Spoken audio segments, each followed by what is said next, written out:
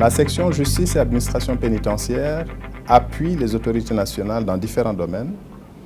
Nous les appuyons principalement pour les aider à retourner, donc c'est un retour de l'administration judiciaire et de l'administration pénitentiaire dans les régions nord, où ces structures et les hommes qui en avaient la responsabilité, les femmes qui en avaient la responsabilité n'étaient plus là pendant la période de l'occupation.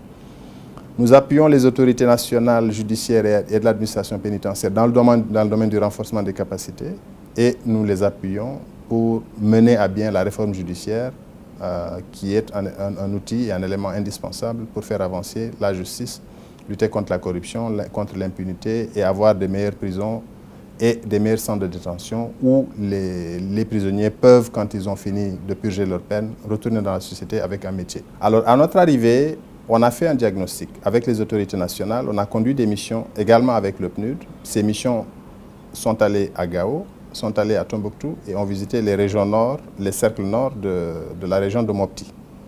Le constat était le suivant, sur les 11 cours et tribunaux et sur les 11 centres de détention au sein de la région de Gao, de la région de Tombouctou et d'Ouenza Yuero, donc la région nord de Mopti, il n'y avait aucune qui fonctionnait.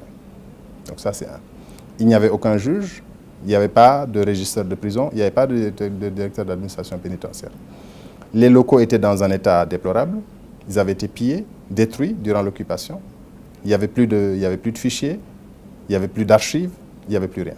Donc il fallait reconstruire tout le système, il fallait aider à reconstruire, à mettre en place des cours fonctionnels, il fallait aider à réouvrir les centres de détention. C'est ce que nous sommes attelés à faire avec nos principaux partenaires, notamment le PNUD, les Pays-Bas et un certain nombre d'autres partenaires comme l'Allemagne par exemple. Alors comme l'urgence, c'était d'aider l'administration malienne, l'administration judiciaire malienne, l'administration pénitentiaire malienne à reprendre possession des lieux. Parce qu'on ne peut pas parler d'un État s'il n'y a pas une justice. On ne peut pas parler d'État s'il n'y a pas une administration pénitentiaire. Donc il fallait le faire. Au même titre qu'il y avait eu un retour de l'administration territoriale, au même titre qu'il y avait eu un retour du commandement, des FAMA, de la police et de la gendarmerie, les autres acteurs de la chaîne pénale, les juges, l'administration pénitentiaire, devaient également être là. Donc ça, en appui aux autorités, parce que c'est une décision politique des autorités. Donc nous ne sommes là qu'en appui. Avec le PNUD et les autres partenaires, nous les avons aidés. Par des actions symboliques. Par exemple, la prison de Tombouctou, qui n'était pas fonctionnelle. On avait besoin de matelas, on avait besoin de marmites, on avait besoin de ceci et de cela pour que les prisonniers qui étaient là, parce que lorsque le système judiciaire reprend, forcément vous aurez des gens qui sont en détention. Et les gens, quand ils sont en détention, ils ont des droits.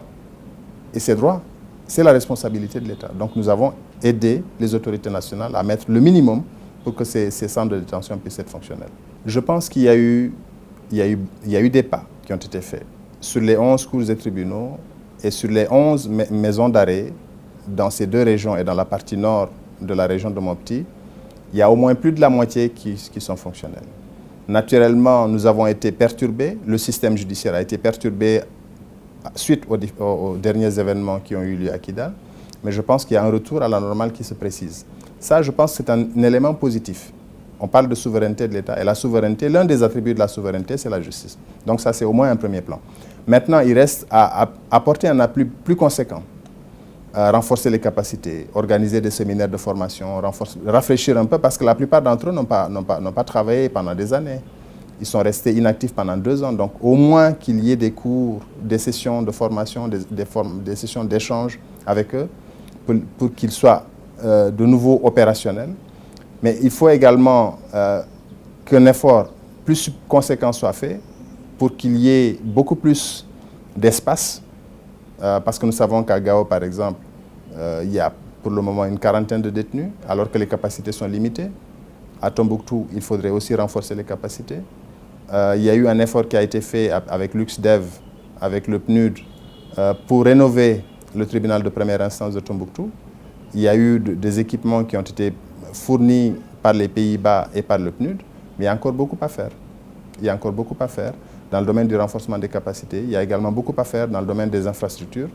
Et la MINUSMA, dont le rôle est d'aider les autorités, devrait pouvoir être en mesure de le faciliter. C'est un engagement nous nous engageons à aider les autorités nationales justement à faire de sorte que la justice au nord puisse être fonctionnelle dans toute sa plénitude et que les centres de détention puissent également être fonctionnels dans toute leur plénitude. C'est un peu ça notre objectif et nous pensons qu'avec l'implication des uns et des autres et avec une volonté politique très ferme des autorités nationales, nous allons y arriver. Cette volonté politique, elle est déjà là.